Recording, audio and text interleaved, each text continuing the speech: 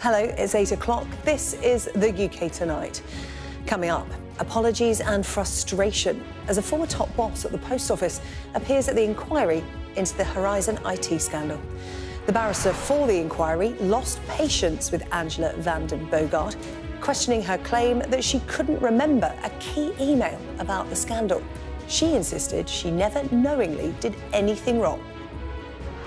Things that I might have missed at the time, I really regret that, and I wish I'd been able to see that back then. Tonight, I'll be joined in the studio by a former sub-postmaster, wrongfully convicted and sent to prison while Angela van den Bogerd was in post. Also tonight, Laurence Fox ordered to pay £180,000 to two people he called paedophiles on social media. The actor turned activist says he'll appeal the High Court ruling. I'll speak to one of the people he libelled, Colin Seymour, also known as drag artist Crystal. Plus, we'll get an update for you on the military horses injured after running loose through central London yesterday. The Army say it is too soon to know if they will return to official duties. And given the runaround, Rishi Sunak is put through his paces by hardest geezer Russ Cook, the first person to run the length of Africa. All that to come, and much more, here on the UK Tonight.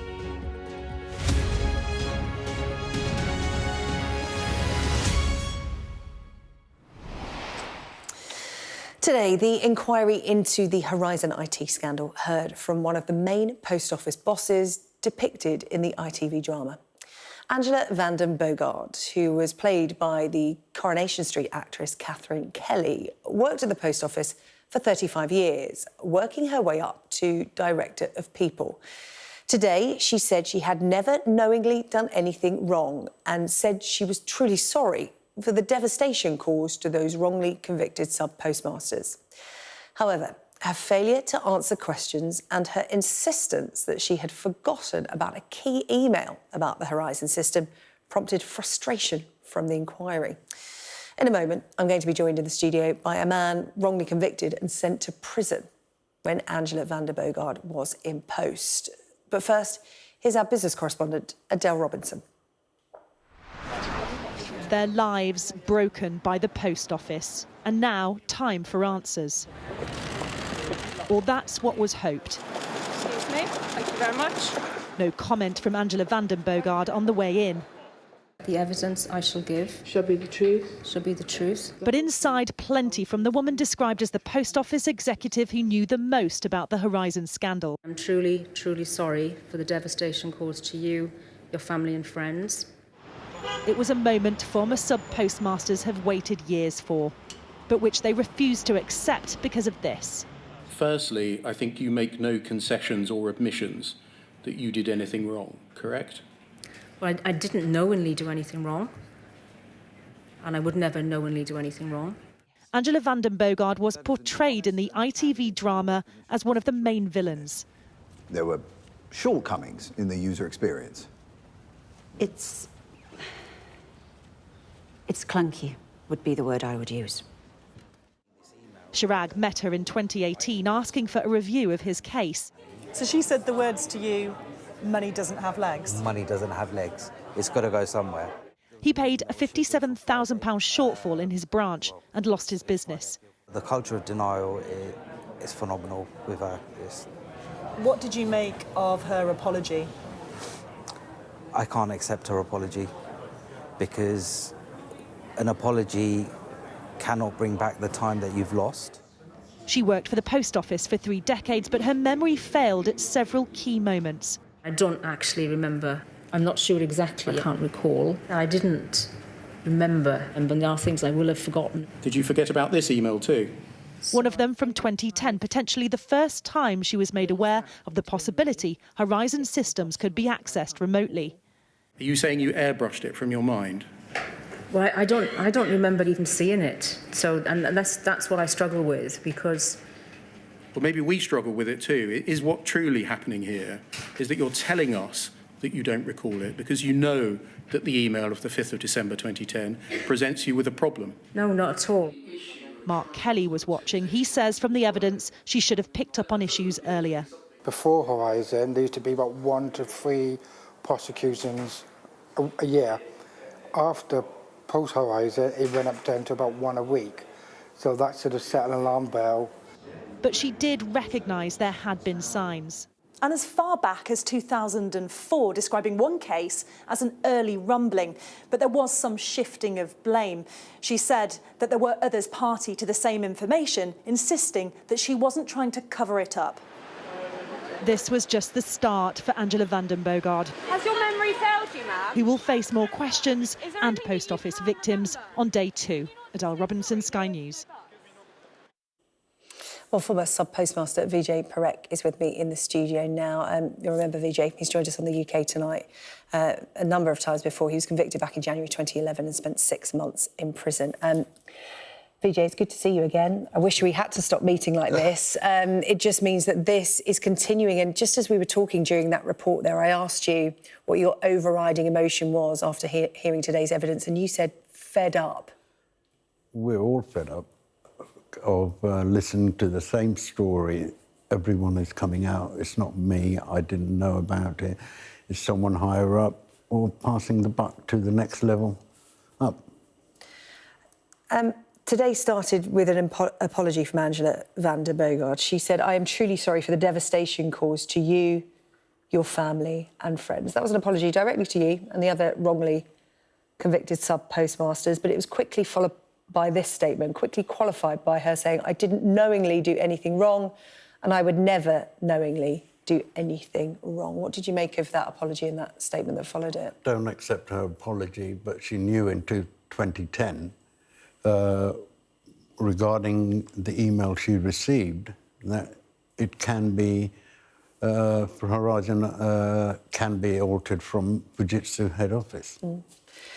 There was some frustration from the barrister at the inquiry today in questioning because, you know, a lot of the statements from the former senior boss at the post office were along the lines of, "I don't recall," and "I don't really remember." There was one point that stood out to me when the barrister was going through email chains. There's lots of that, isn't there? Lots of email chains that have been going through. And there was an email that said there was no remote access made available to the post office to this system at a point when we know the senior bosses at the post office knew this wasn't true. It was Horizon that had remote access, not the post office. So you could be splitting hairs. But at this point, the barrister said, "You should have picked up on that, shouldn't you?" And she said, well, she essentially said, "Yes, I should have, but I must have missed that bit."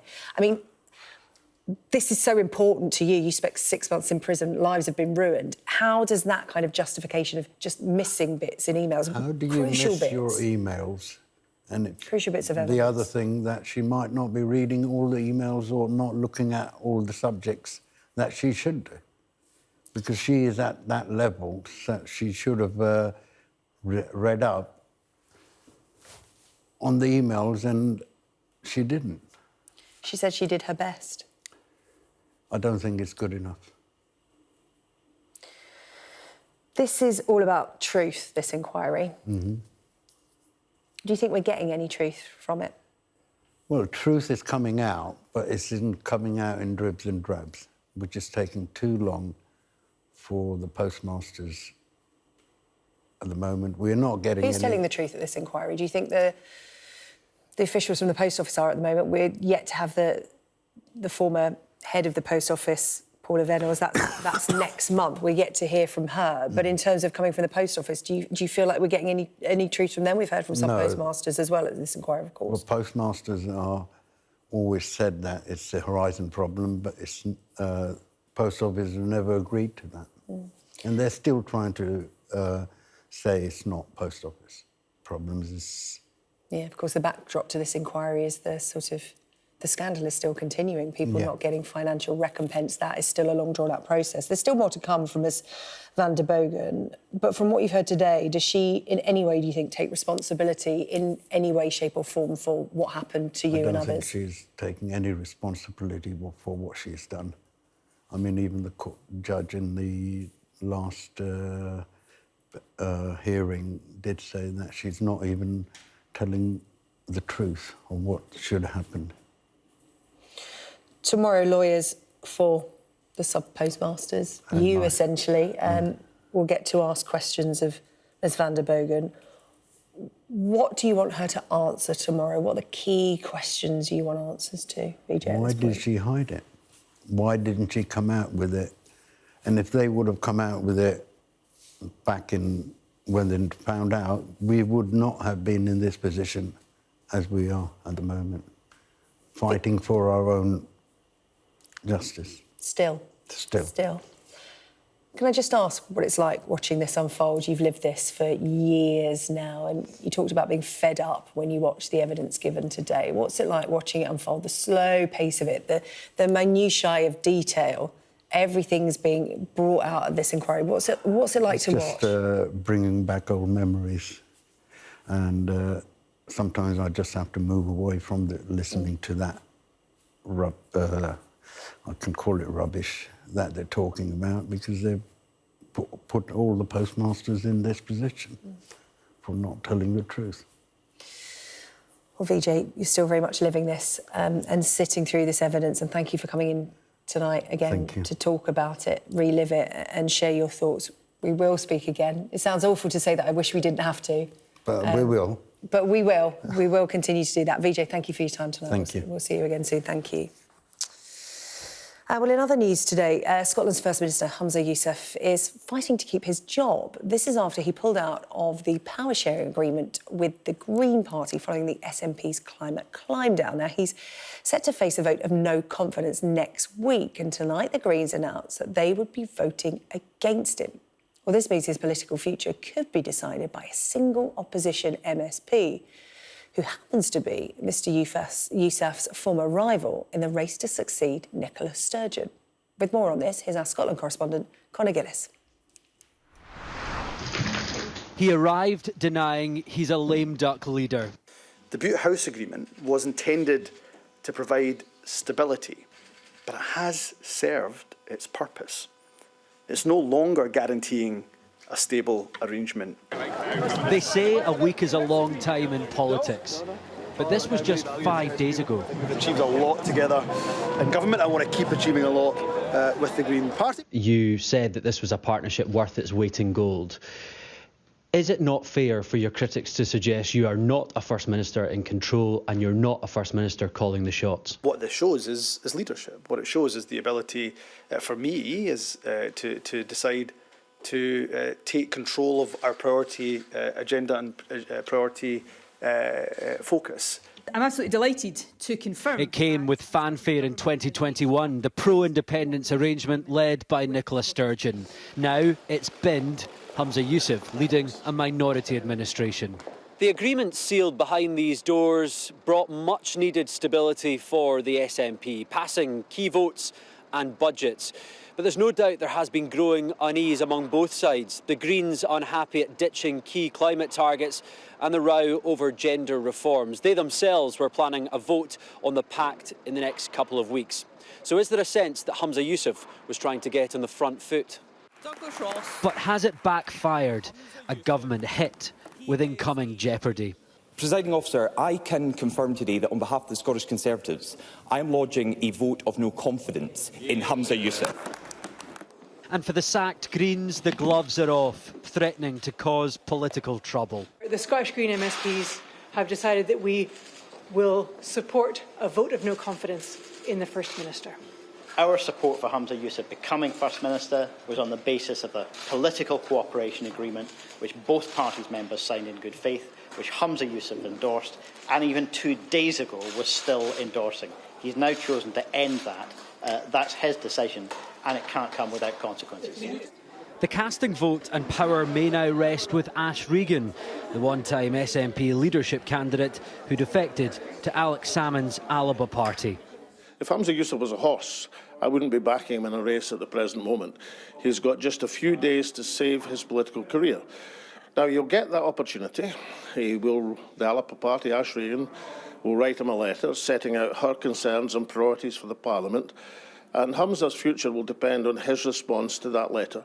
If Humza Yousaf loses the opposition plot to oust him, the SNP will be forced to reopen their leadership wounds or call an election. Painful for a party beginning the day aiming to take control, now once again in a perilous position. Conor Gillis, Sky News, Edinburgh.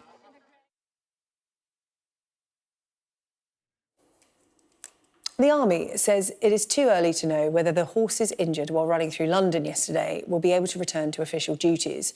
A warning that we are about to show you pictures of two of the horses involved, one of which is visibly injured. Well, 4 horses threw off their riders when they were spooked by a loud noise in Belgravia yesterday. 2 of them have been operated on because of their injuries, with one transferred to an equine hospital. An Army spokesperson said the extent of the injuries isn't completely clear at this stage, but they don't believe there are any broken bones, with injuries consistent with serious lacerations. Well, Sky correspondent Amelia Harper has been following this story for us today.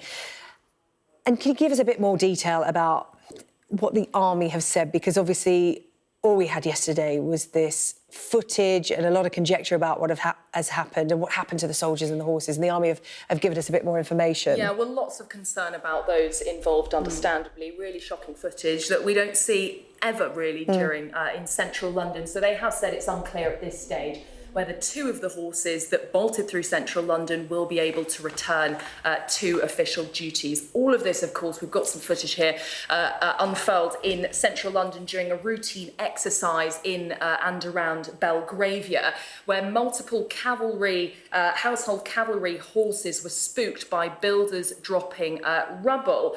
So as a result, 5 of the horses bolted. You can see some imagery there of blood on the front of that horse. 2 are in a serious condition and have required surgery. The Army has updated us today. They hope that they will both return to full duties, but it's not clear when or what the outcome of their condition and health will be. We've also had the names of 4 of the 5 horses that bolted today as well, 2 of them there. That grey one on the right is called Vida, and that horse on the left there, that black dark horse, is called Trojan. The other 2 have been called Tennyson and Quaker. Footage, as I said, emerged yesterday, some of which we're looking at now, but over the last 24 hours, more has been coming out, piecing together exactly what happened, where the horses went. We know that one of them collided with a couple of vehicles. What have we been able to piece together about actually what happened on that morning? That's right. Well, this footage that we can see there, you can see at the back there are 2 horses. One of them, the grey horse, is Vida, and we believe the other horse is Trojan, that dark horse that was running through central London with it. We can see there that horse is being held by people trying to calm it down. And you can see that this horse here, one of the 4, this is now a different one, has seemingly collided with the bus. And the Army has given us this update tonight. They have said that Vida, that grey horse that we were referring to earlier, was the most visibly injured, and the pictures of the horses running through London soaked in blood were horrifying. Vida was operated on overnight and is currently in stables at Hyde Park Barracks under observation. Quaker was also operated on overnight, but it was decided to move the horse to an equine hospital in the early hours for more specialist treatment. It goes on, the extent of the injuries is not completely clear, but we don't believe at this stage there are broken bones. The blood seen on Vida, that grey horse we have on the screen on the right there, was consistent with lacerations. And obviously this doesn't just involve horses, the soldiers were involved as well. 4 soldiers were seated, if you like, thrown off the horse. 3 of them were taken to hospital, but their condition isn't life-threatening. So I suppose we'll wait and see what the outcome of the health for these horses are. OK, Amelia, thank you. Amelia Harper with the update there. Thanks very much indeed. Now, the Prince of Wales today surprised a young schoolboy who wrote to him to invite him to see his school and have a look at the work on mental health that's being done there. Prince William had replied to Freddie Hadley's letter on social media back in October, telling him to keep up the good work. Well, this afternoon, he saw that work for himself. Our royal correspondent, Rhiannon Mills, has this report. Freddie Hadley had written to Prince William. Him actually turning up was still a shock, even if he wasn't going to let on. Yeah, thank you for your letter. You're very welcome. Yeah. Did you think you'd get a response like that? Yeah, I did. Oh, you did? Yeah, good. I like that. At only 12, he set up a mental health group for boys in his school. And his letter obviously had an impact. I couldn't, get my head around it because, I'm meeting Prince William, the future king. It's insane, really. We wanted to do it so young males around, the age between 9 and the age that I am, wanted to make them feel comfortable and know what they can do to get their expressions and emotions out freely to other people. What they wanted William to talk about on their radio show was a bit less serious. I am here with the gang here talking about male mental health, and I've been asked to produce a dad joke. I'm going to say a joke that is Charlotte's favourite joke at the moment that she keeps telling me. I'll do that instead. Knock knock. Who's that? Interrupting cow. Interrupting Moo. That's what I hear a lot at home at the moment. All 3 stops in the Midlands were around mental health, a long-held passion for him and the princess. Even with this kind of welcome, he is probably being more cautious at the moment over what he's sharing, balancing his public role with protecting his family's privacy. Professor Richard Simcott from the Macmillan Cancer Charity told me it is a hard juggle helping a loved one through cancer, whoever you are. If the Prince is willing to talk about the mental health and emotional challenges, I can only hope that that will lead to people who, realising that they need help, reaching out and getting the William kept saying how much Kate would have loved to be here. We don't know how long she's going to be away, but her decision to talk about her cancer diagnosis continues to have its own impact. Rhiannon Mills, Sky News in Birmingham. Still to come on the UK tonight, Laurence Fox ordered to pay £180,000 to 2 people he called paedophiles on social media. I'll be speaking to one of them next. Could it be all change for the railways after the next election? We'll take a look at Labour's plans to reform rail travel and why the manufacturers of Blackpool rock believe the sweet treat is under threat.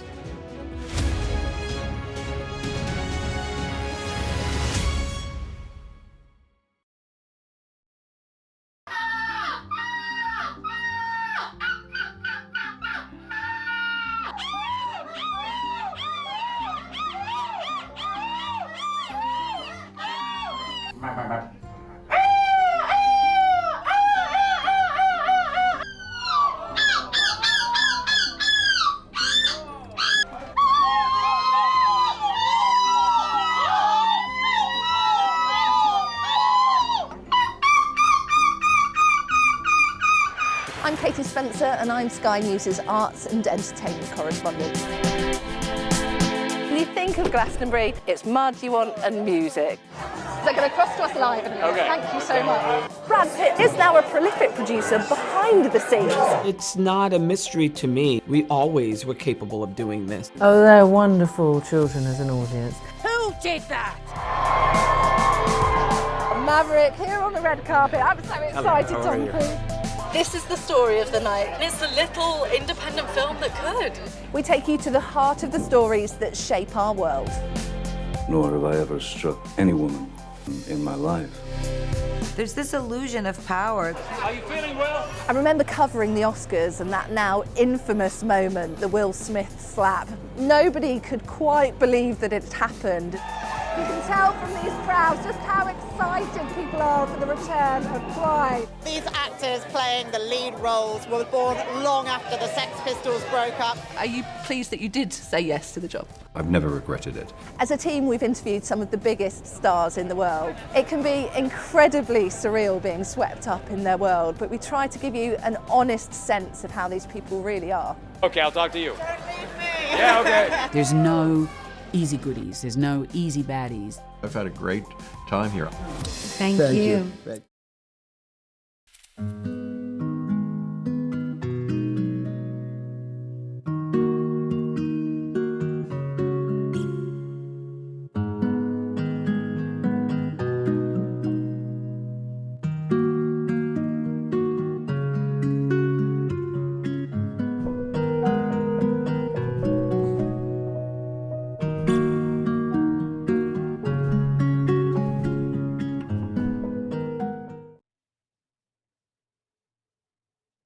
To the UK tonight, the actor turned activist Laurence Fox has been ordered to pay a total of £180,000 in damages to 2 people he called paedophiles on social media. He made the comments on Twitter, now known as X, back in October 2020.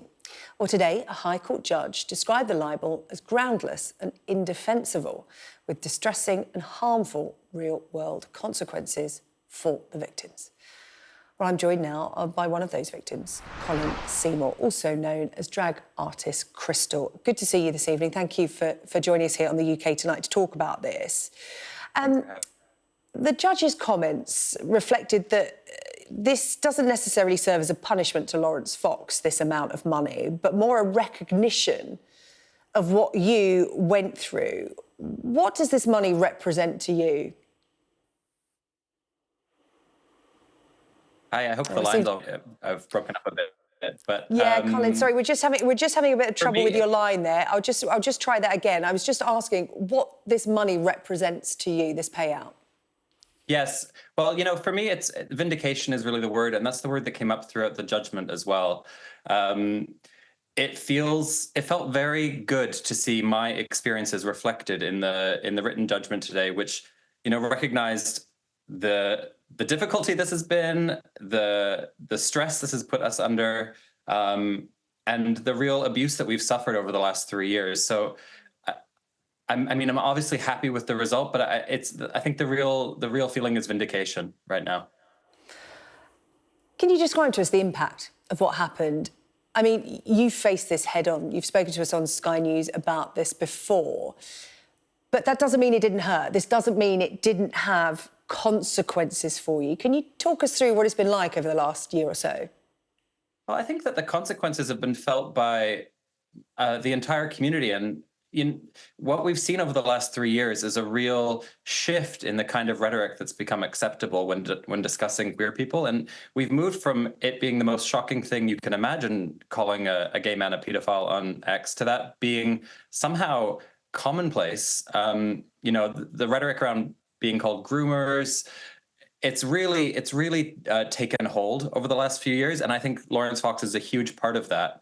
You know, even today I posted a summary of the judgment on X, and someone was calling me a danger to children under that post. So, you know, it's kind of an impossible situation, because in a way fighting it just makes you more vulnerable to attack. I feel very fortunate that I was in a position where I could fight it, and I hope that it emboldens other people to fight these defamatory slurs as well. You were libelled alongside the former Stonewall trustee Simon Blake, and that's the thing about social media, isn't it? People may not remember how all of this started, and I even had to remind myself because it was quite bizarre. It took place on Twitter, now known as X, and it started as an exchange about a decision by a supermarket to mark Black History Month. How on earth did it get to this point? I know, it's really bizarre, isn't it? I criticized Laurence Fox for something that I thought was a racist thing that he had done, and this was his retaliation. And, you know, I did not want this to go to court. I didn't want to be here 3.5 years later still talking about this. He could have made it go away very early on by retracting what he said and offering a real and meaningful apology, and he refused to do that. And that's why we're here. That's why it had to go through the court case. He sued me as well for calling him a racist, which was found to not be defamatory, because essentially you can't defame someone who's already been defamed themselves by their own actions. So, you know, it is bizarre that we got to this point, but I hope that it serves as a reminder to, you know, right-wing pundits and demagogues that free speech doesn't mean freedom of consequences, and that there will be potentially real financial consequences when you say something like that. Well, maybe it's not just a reminder to them, but a reminder to everyone about the consequences of what you say online, because there are consequences for someone. It might not end up in court. What do you want people to take away from this case? In fact, what do you want Laurence Fox to take away from this? Oh, I've given up hoping that he's going to learn any lessons, I'm afraid. What I would love is, you know, this was something that came out in the judgment, which I thought was really interesting. But and I think it's a great characterization of a lot of people like Laurence Fox who thrive on making statements on social media that get them attention, even if it's negative attention. And it's just to remember that this is the judge's words, that his behavior is characterized by impulsiveness, theatricality, a disregard for or uninterest in the impact on others, and an unfastidiousness about objective factuality. And I think it'd be good to remember when we start engaging with these people that they're not engaging in good faith. They're they're lying, they're being dramatic just to get attention and to get clicks and to get money. So I hope we see Laurence Fox fade into obscurity. That would be my hope. Well, Laurence Fox's reaction today was to call this so surreal it's almost funny, saying that this is the kind of money you get for losing a limb in a workplace accident. Well, I think that goes back to what I was saying about theatricality and some choosing carefully of certain facts to fit a narrative. The damages that we rewarded are in line with other libel cases and reflect his lack of contrition and his continuance to continue to smear me. Thankfully, we now have an injunction, so he can't make these accusations against us any longer. Well, Colin, we really appreciate your time tonight. Laurence Fox appealing the decision. Colin Seymour, thank you so much for taking the time to talk to us on the UK Tonight. We wish you well. Thank you. Thank you. Now, lack of trust in politics and voter apathy, they're really big issues in any election year, but right now, particularly acute in the north of England. There, according to an exclusive Sky News YouGov poll, 86% of voters think politicians don't care about them. Well, in the past hour, my colleague Sophie Ridge presented a special episode of the Politics Hub from Grimsby to find out how politicians can re-engage with voters. And Sophie, what did you learn? Thanks, Sarah-Jane. Good to talk to you. I know that you've been to Grimsby an awful lot over the last few months, so we thought the Politics Hub should do our bit and come up to our target town of Grimsby as well. And the polling was really stark, like you said. A collapse really in trust in politicians and any faith that they're in it for the right reasons. So in Grimsby, we got an audience together of around 20 to 25 people who are engaged, that they care about politics, but they just didn't feel as though they got anyone to vote for. There's no one that is exciting them at the next election. And so we got them to put their points to the two main candidates for the seat, the Conservative MP, Leah Nietzsche, and the former Labour MP who wants it back this time round, Melanie On. I think what I really found was that people are desperate for a reason to vote for someone. So whether that is improving the town centre, whether that is doing action on immigration or the economy, they want to vote, but they're just not that convinced by the main parties right now. The person I think who stood out for me the most tonight was a girl called Sarah Stook. She's 26, she lives with her mum and dad, and she admitted that if she had the chance, she'd leave Grimsby. If you look at the levels of spending in the north versus London, you know, Labour has been in power in the north, the majority north, for decades. They've done nothing. The Conservatives have been in power in some form or the other since 2010. They've done nothing.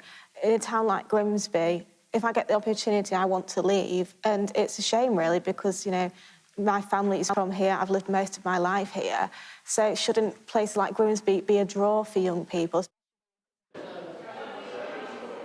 I'm really echoing that point that we found in the polling as well, that the further away you get from London, the more distrustful you are of politicians. I mean, you can see the guys probably behind me, they're kind of taking the set down, but it's certainly somewhere that we're going to be returning to, as I know you are as well, SJ, in the months ahead of that all-important general election. Yeah, Sophie, it was quite the set you had there. Can you ask them to leave some of it up for me for next time? Thank you. Yeah, I will. I'll have a word. All right, cheers, Sophie. Thanks very much. Sophie Ridge there in Grimsby. Now, the Prime Minister was put through his paces this morning as he joined ultra-marathon runner Russ Cook for a little jog around central London. Cook has been nicknamed the hardest geezer. He has, of course, just returned from running the length of Africa over 352 days. You'll remember we covered it here on Sky News. He raised more than £1 million for charity. Well, he met the Prime Minister inside Downing Street before then running through Horse Guard Parade and Buckingham Palace. The Prime Minister calling the hardest geezer an inspiration and a role model. You were incredibly powerful in this. Like, you talking about your journey and your story. Yeah. Which is incredibly inspiring. Thanks, man. No, it really is. I mean, your story is very inspiring. And, you know, you talking to people about the benefits of, and I'm Russ, as you're saying, strong family relationships, you know, finding work that you have purpose and fulfillment in, and getting out and about exercising, all those things contribute to good, positive mental health. Notice how only one of them was out of puff, but then he is up against the hardest geezer, so we'll let the Prime Minister off. Still to come here on the UK Tonight, I'm going to speak to the sister of head teacher Ruth Perry. This is as the government and Ofsted resist calls to scrap single-word ratings for school inspections. That's coming up after the break.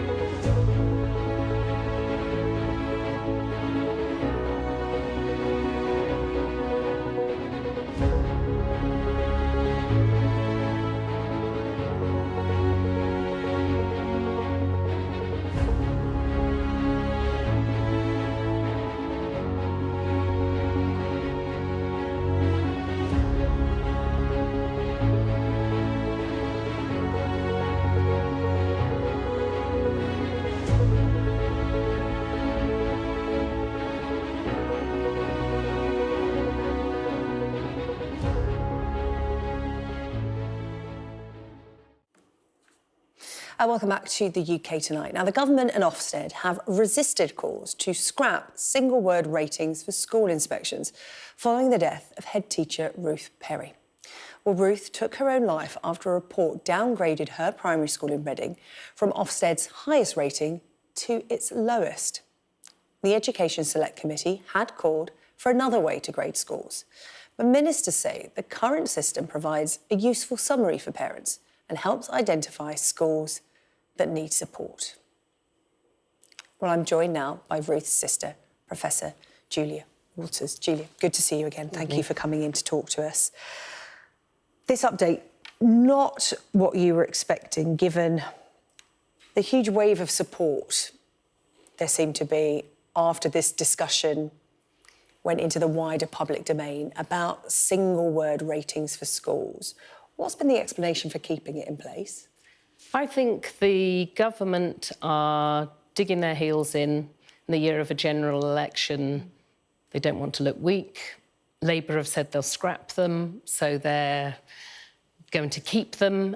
And it's also become obvious that the Secretary of State uses the percentage of good and outstanding Ofsted results to justify their claim that standards have been raised under the Tory government, even though those ratings have been proven to be, well, dubious, shall we say, at best. How did you take this decision? Because this is personal for you. It is personal. It's very personal. It feels like a kick in the teeth. It feels like a betrayal, an insult. I mean, I had 18 hours of meetings in the Department for Education with senior officials. I think it was 11 hours sitting as close to Gillian Keegan as I am to you. And, you know, Gillian Keegan, you know, she did say that single word judgments were a bit of a sticking point for the government. But I had genuinely thought that they were listening. And I had also really hoped that the backing of the Education Select Committee, so a cross-party parliamentary group of MPs, the majority of whom are Conservative MPs, that their validation of the things that and so many others have been arguing for would actually persuade the Secretary of State to change her mind. But no. I mean, if the government can ignore the recommendations of a parliamentary committee and based on absolutely compelling evidence from thousands of people who sent in testimony and the hearings from expert groups, and can still ignore that, what's the point of Parliament? Well, they've ignored a committee and they've also ignored you to a certain sense. Because like you said, you sat opposite the Education Secretary, Gillian Keegan, for a number of hours and you felt like she was listening, but it turns out she wasn't perhaps hearing you. Did you feel that you got through to her at that meeting? Did you leave that meeting thinking she gets it, she understands? Those meetings, we had several meetings. The very first meeting that I had with Gillian Keegan, I remember being really struck. I went in there quite expecting to be sort of talked out. And we ended up being there for 3 hours. It was a very open, seemed constructive meeting. I remember Gillian Keegan saying repeatedly, something's clearly gone wrong here. I want to put it right. I want to work with you to put things right. What happened to Ruth was wrong. It should never happen again. She seemed genuinely sort of concerned. She seemed genuinely upset to hear about the terrible impact that that inspection and that judgment and the consequences of that judgment had on my sister. And now in the report, the most galling part, I think, of reading this mealy-mouthed report is to hear them saying that there are significant benefits to single-word judgments. I mean, it's so upsetting to say significant benefits. My sister took her life because of that single-word judgment and everything that it implied. Where are the benefits to me? To my family, to my sister's children, to the school children who loved my sister, to the whole Caversham community, to her colleagues, significant benefits. Oh, come on. I mean, it's beyond upsetting. It's a simple system, a simple one-word system for something so complicated and so important, a school. And we're not just talking about children's education, we're talking about teachers' jobs, we're talking about funding. It's all wrapped up in a one-word judgment. And in the case of Ruth's school, the issue was about safeguarding. But the report showed that the children at her school were safe. They knew what points of contact to go to for safeguarding, but it came down to a matter of paperwork. Well, the report didn't show that. That's the thing. The, you know, Ofsted report, so there's the single-word judgment, and then the report itself is quite flimsy, and it's based on, it's like a series of conclusions that the inspectors have come to. And the things that are written in that report sound absolutely damning. The inquest revealed that yes, these so-called failures that justified the inadequate judgment were gaps in record keeping that could be put right before the report came out. The inspectors admitted that, but still, Ruth's school would have been given an inadequate judgment, most likely forced into an academy, and Ruth would almost certainly have lost her job. The coroner also said if changes aren't made, more lives will be lost. Yes, the coroner, the wonderful Heidi Connor, issued a prevention of future deaths notice to the Department for Education, Ofsted and Reading Borough Council. A prevention of future deaths, yes. She said there is a risk of future death if action is not taken. And what we've had so far have been tweaks around the edges, a promise to listen, and no real action. There isn't real action. The DFE and Ofsted, in their responses to the coroner's reports, acknowledged fully what she had said, apologised for the role that inspection had in my sister's death, but actually have done very little to address the real and serious systemic concerns that she identified in the whole inspection system. Julia, we really appreciate you coming in to talk to us about this again. I know you'll keep up the pressure. Professor, like I'll have to. Professor Julia Waters, sister of Ruth Perry, will speak again. Thank you.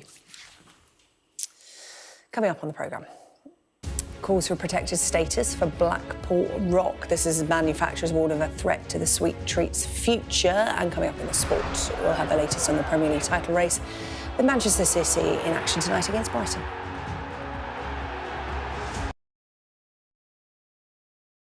What we have developed is actually a portable cooling device, which you then attach a silicone head cap, who is intended to be used in the acute phase of injury to treat concussions. In fact, sports-related concussions are in fact unique because athletes has this elevated brain temperature in general when doing sports. And it's well known to when you have that, that's negative and it increases the risk of a worsened outcome when suffering a concussion.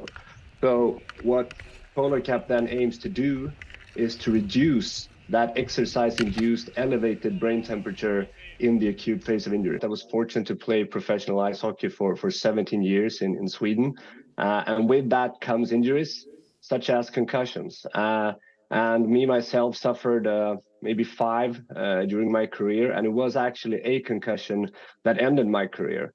So that in combination with my academic background being an engineer, I decided to see can potentially concussions be treated in the acute phase? And can you then lower the risks of these long-term consequences that unfortunately many athletes suffers? And that was the main reason for me joining.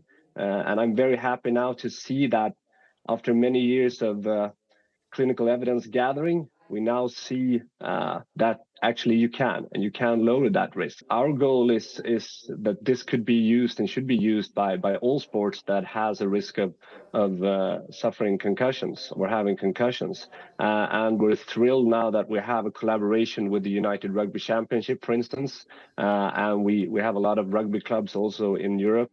And yes, I would say that why not take the chance of lowering the risk of long-term problems when suffering a concussion, regardless of which sport or wherever you get it. It's well known that being warmer when suffering a concussion increases the risk of a worsened outcome. So in that case, it's been quite obvious that it would most likely be beneficial to cool. And that was like the foundation when this was initiated in 2015, 2016.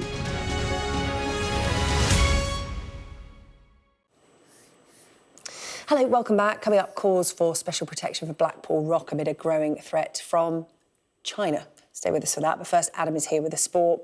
busy night of sport. We'll get onto that in a minute. Yeah. I always do that. I tease it before the break and then I want to talk about something else before we get to that. But I want to talk about Formula One because there's been a really significant development in the sport and a big departure from Red Bull. Yeah, indeed. Adrian Newey, Red Bull's chief technical officer, the architect of 13 world titles. He's been there for 18 years. We now understand that he is going to leave the side, and it's a big surprise. The Miami Grand Prix is sort of coming up this weekend, and whilst they're in control on the track, off the track we know that there has been controversy with Red Bull, turbulent time with those misconduct allegations against Christian Horner. He obviously denies those. So, yeah, this has come as a bit of a bump in the road, let's say. If Newey does leave Red Bull, because he hasn't officially left yet, is that right?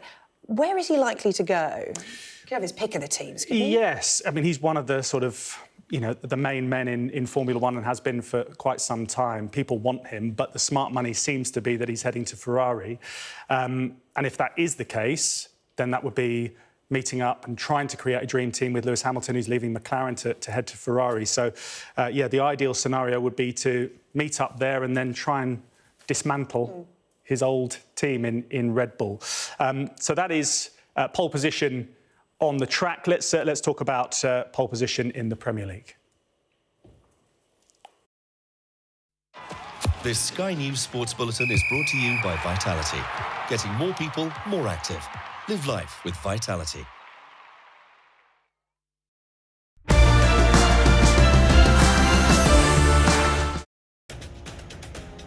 The big reveal. In Paris, unveiling Olympic and Paralympic kits. This, the look for Team GB. Back to basics. Classic red, white and blue. Style simplicity from Adidas.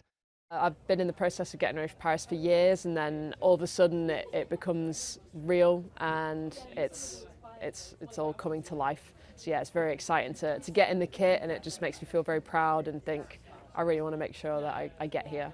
This, a traditional look to Team GB, at a time when variations on flag designs by sports teams has stoked heated debates. Team GB hope this kit will put the traditionalist minds at rest with a very patriotic design and no tinkering at all with the Union Jack. There it is in red, white and blue. For athletes, it's the technical specifications that matter most to maximise performance. I was actually consulted in the design process for the Paralympic side of things as well, and we thought about access features, and the team sort of really focused on sort of not just the sort of performance side of it, but also the functionality and the access side of it as well. The specific needs of female athletes now a focus for designers. I think as an athlete you want to feel at your best when you're out there competing, so you want to feel confident. This Sky News Sports Bulletin is brought to you by Vitality. Now, there are growing fears for the future of Blackpool rock, with makers warning that the sweet treat is under threat from an influx of inferior Chinese imports and a lack of skilled workers. Well, Blackpool has a long tradition of making the sweet.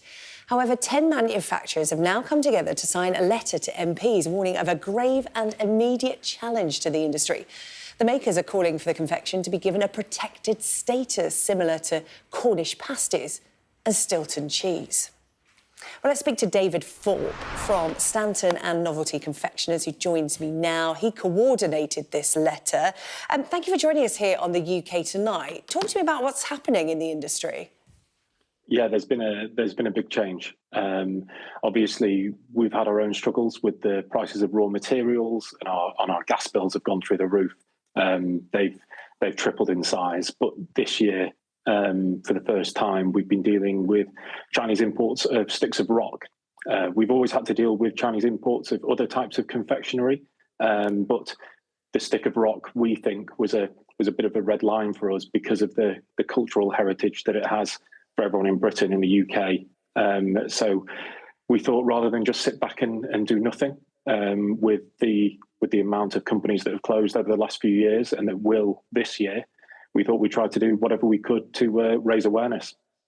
So you want to be protected, as I said, like Cornish pasties, Melton Mowbray pork pies, Dundee cakes. Talk to us about the history of rock, because, of course, that will be a big part of your case to stake a claim for protected status.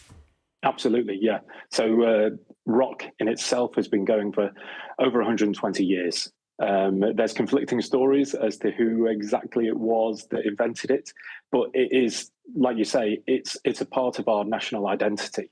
It's our cultural heritage. Everyone knows about Blackpool rock or Brighton rock, Scarborough rock, Eastbourne, wherever it is around the country.